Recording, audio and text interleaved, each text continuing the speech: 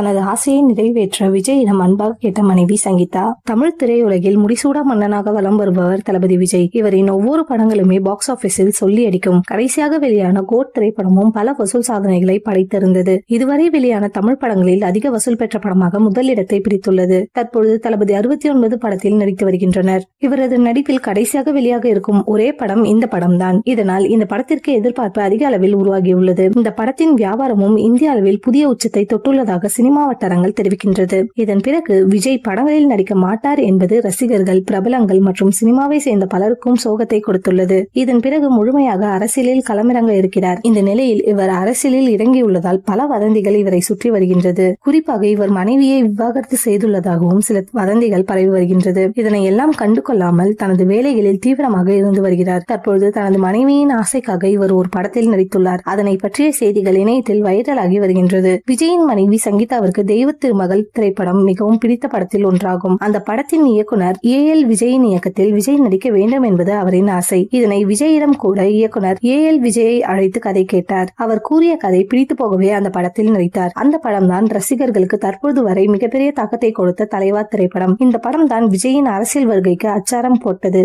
என்றே கூறலாம். இந்த படத்தை தனது மனைவி சங்கீதாவிற்காக நடித்து கொடுத்திருந்தார். இந்த படத்தின் பூஜையில் சங்கீதா கலந்து கொண்டு இருந்தார். விஜயின் பட பூஜையில் சங்கீதா கலந்து கொண்ட ஒரே படம் இதுவாகும். தனது மனைவியின் ஆசை விஜய் எப்பொழுதுமே நிறைவேற்ற தவறியதில்லை. தற்பொழுது பரவும் வதந்திகளுக்கு தரமான பதிலடி விரைவில் கொடுப்பார் என எதிர்பார்க்கலாம்.